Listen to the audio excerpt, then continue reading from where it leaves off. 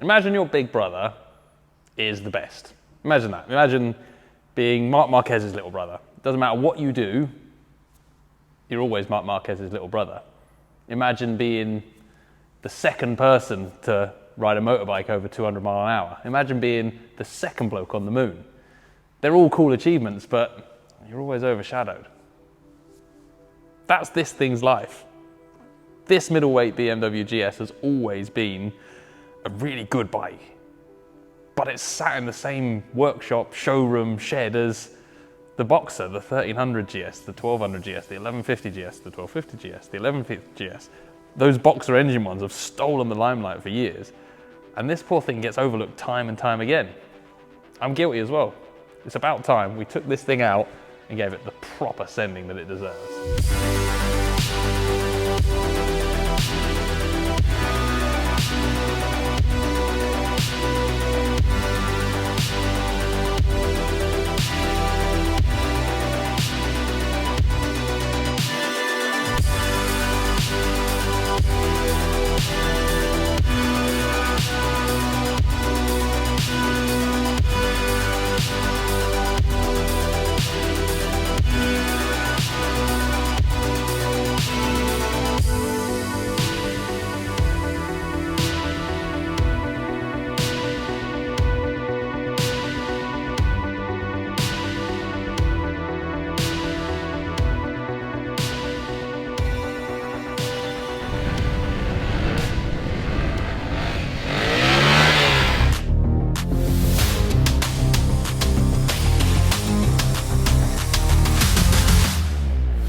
The F900 GS is the latest in BMW's range of kind of middleweight adventure bikes. BMW's been in this class for a very, very long time, probably longer than most other manufacturers. Don't know, that might be a bold claim.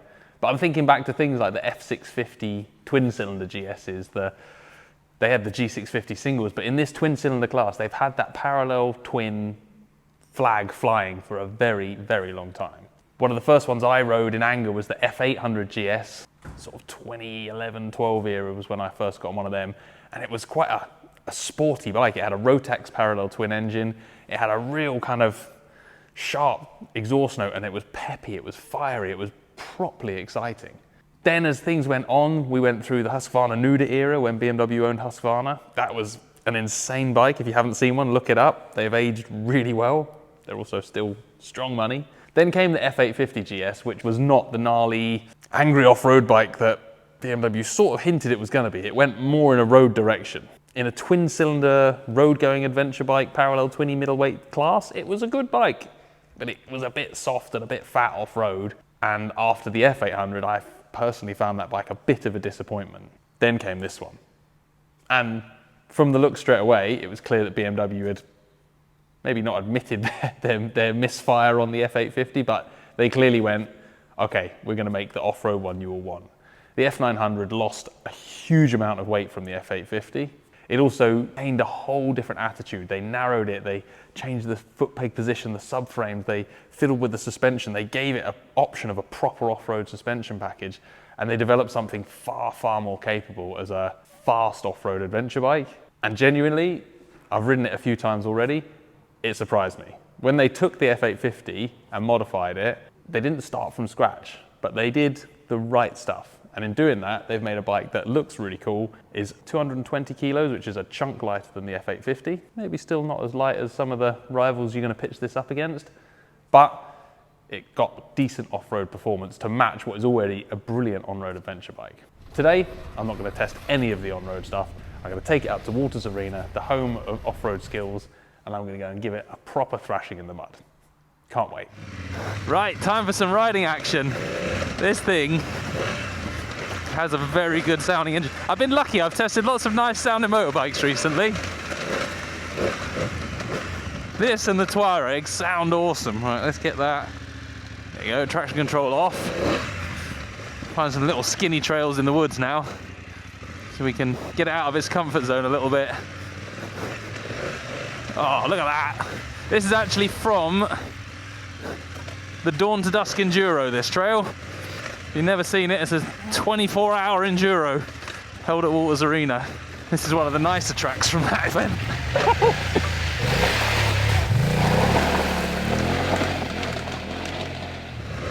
They've done a lot to improve the riding position on this bike. And while the bars are maybe a little bit tall, the pegs are good. I've got a good grip on them.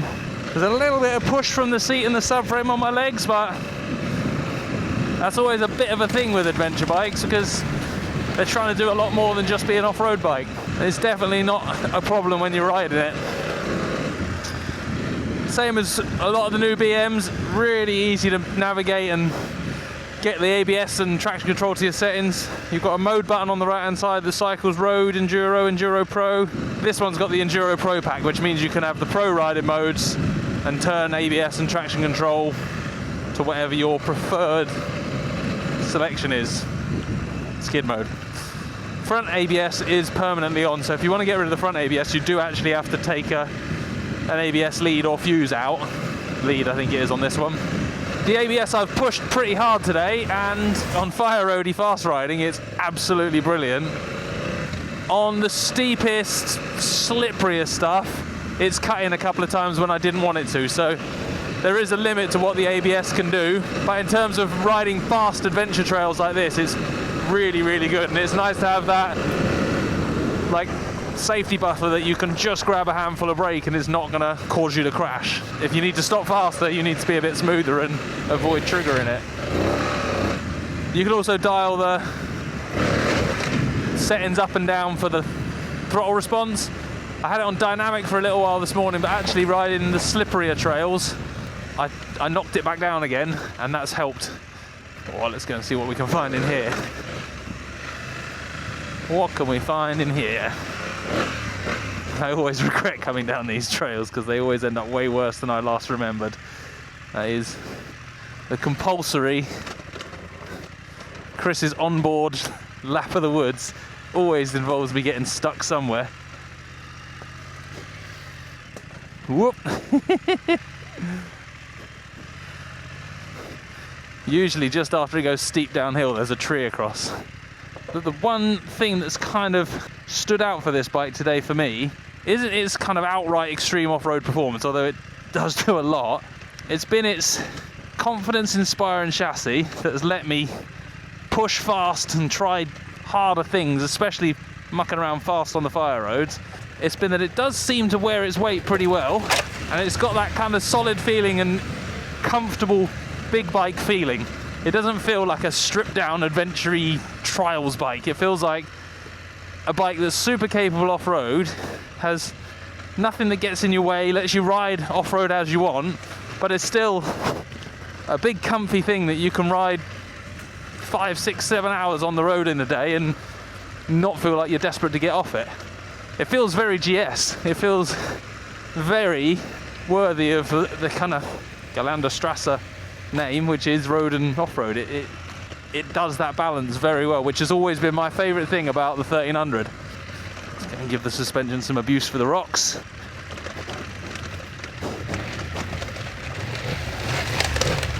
And there, that sort of tractoring up, it does really, really well. That's properly been impressive today, is its ability to sort of dig in and claw its way up a steep hill. Right, one more go.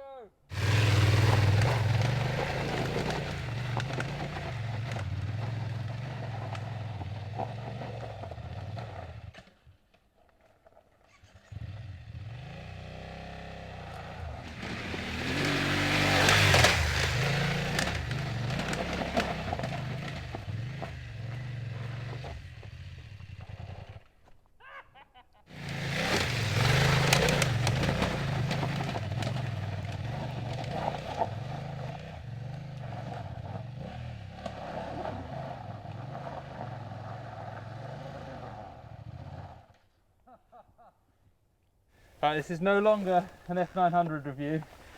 It's now a video called Can Chris Get Up This Hill? Take 5.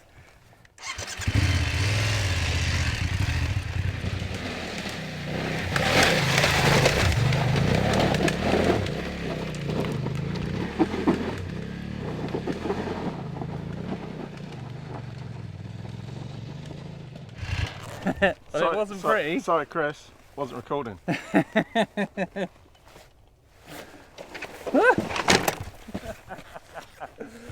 done. I'm out of energy. I think there's two types of people that this bike should be of interest to. One is people that are in the market for this category of adventure bike. If you're not buying it to be the all-out extreme off-road guy, if you're not looking for it to be basically a two-cylinder trail bike, because you actually want to do some road stuff as well and you want to get the other side of the riding done, this is definitely worth a look. It doesn't give too much away off-road to things like the Touareg Rally and the Tenere and the KTM 890, but I feel like it brings something to the road side of that they maybe sacrifice for their off-road performance. The other type of buyer, I think, is people who currently own the Boxer GS. And that's where this bike has always had trouble, because of its design, because of the way it is, the 1300, 1250, 1200, the Boxer engine GSs have always been a very easy bike to ride. They're really well balanced. Their suspensions, a telelever design, means you don't get sort of dive and pitch, which means the floor's always where you last left it. Whereas with one of these, if you stop quickly, the fork rebounds, the floor moves away from you. There's all those little factors that make that Boxer one easier to ride. But if you're taller, stronger, or just a bit more balanced and confident, this offers you the ability to push harder off-road if you want it. This is also, by being a lighter one, go on, we'll give that a go, and just feel it clawing away for traction on that back tyre there. But again, good riding position, big foot pegs. All I've got to do is stay balanced on top of it and keep that throttle tickling us forward, and it gets up. I know I go on about it being important to have a good riding position on an adventure bike, but those are the examples why.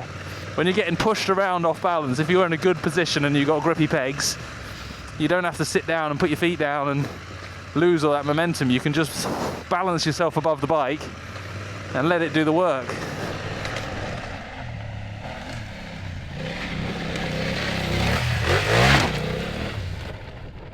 If there's one thing adventure bikes do better than pretty much every other type of bike, it's power slides on gravel fire roads. They're just awesome at it. Enduro bikes are too snappy and revvy to try and do it as comfortably and at as high a speed. And road bikes, well, they'll do it, but it's pretty sketchy. Adventure bikes just have that beautiful setup, the nice riding position, and you can just hold endless linked slides through all these turns, and it's one of my favorite things to do on a bike.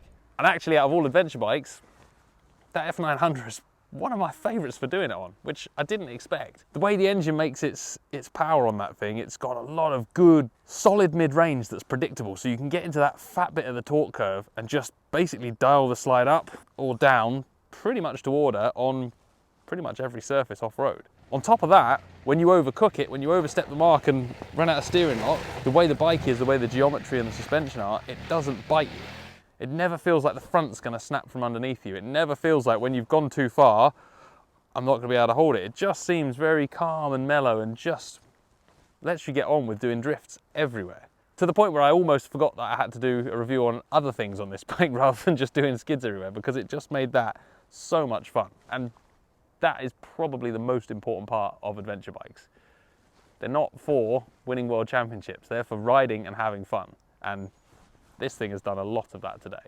Now, the F900 GS had a difficult start with me because the two predecessors ago, the F800 GS, I loved. The F850, I wasn't a fan of. It's a decent adventure bike. It was a good road adventure bike, but off-road, I never really gelled with it. I found it too soft, too heavy, and just a bit too watered down for my liking. This thing, oh, it's cleaned it up a treat.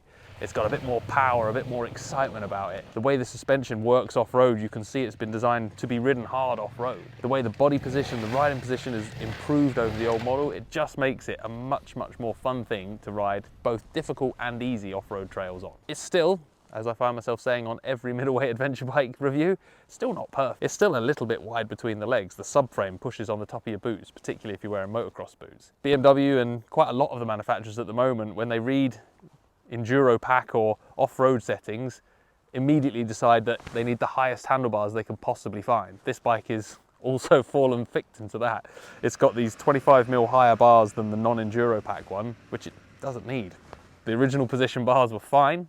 The new foot pegs are an improvement, but it's one of those fashions at the moment, which works if you're going to ride in a straight line down a rough fire road, or if you're super tall. But for those of us who aren't, yeah, the high bars I wouldn't worry about. Now, riding off-road on the rough stuff this morning, I little played with the suspension just to try and dial it in. And what I really liked about this bike is that A, the suspension clickers made a difference. The Showa fork is sensitive to what you do to the clickers, and the shock changes when you change them, which is nice.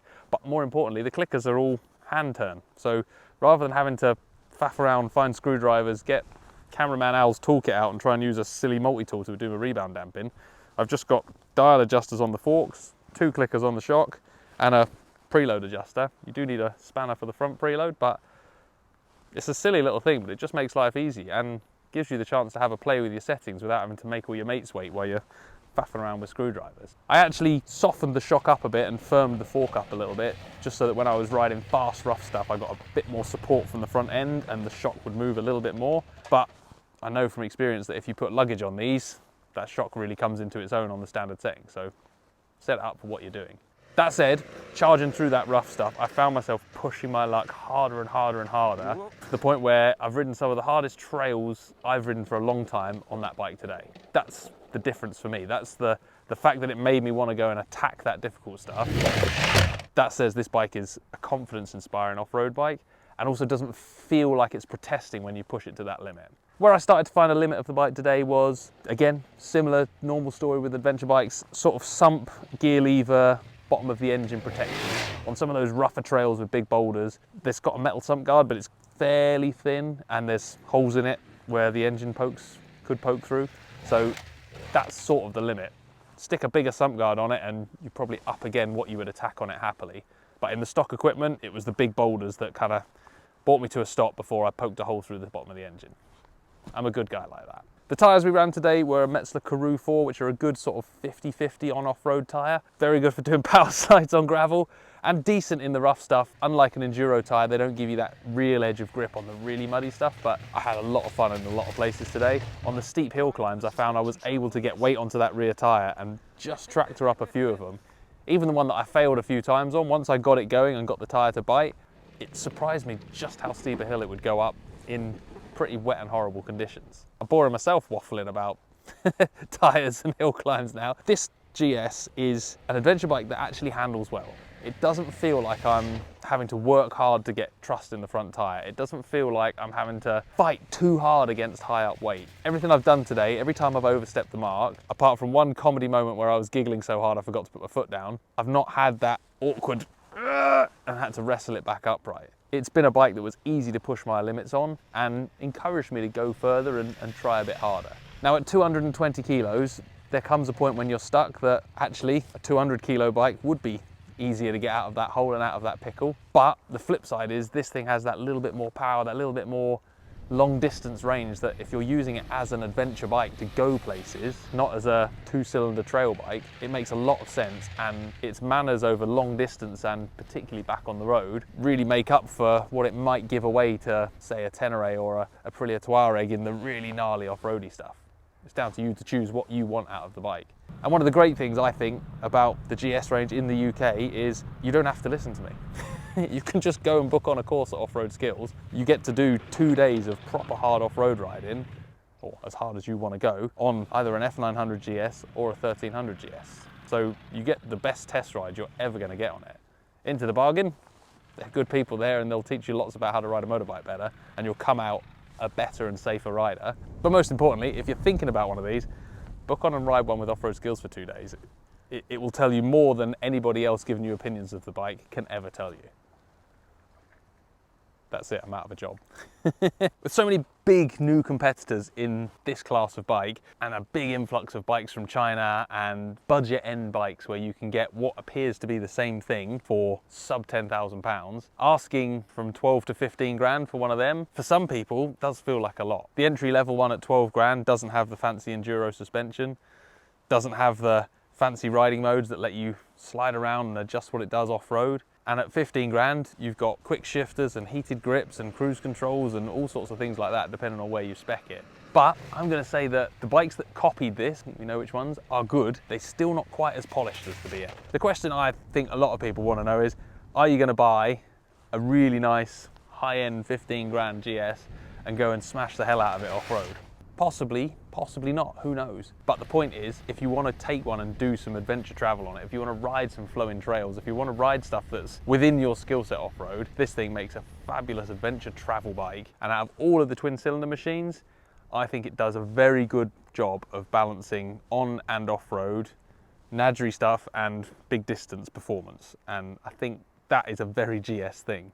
Now, I started this review saying that that bike has sat in the shadow of its boxer twinned older brother. But you know what? I think it's done well because of it, because it's got that same GS feel.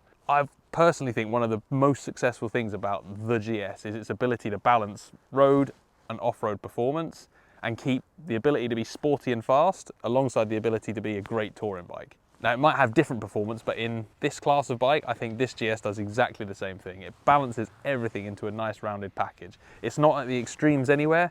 It is damn good at all of the sort of bits of the Venn diagram of bike performance for a middleweight adventure bike. It is the jack of all trades, and I think it's all the better for it.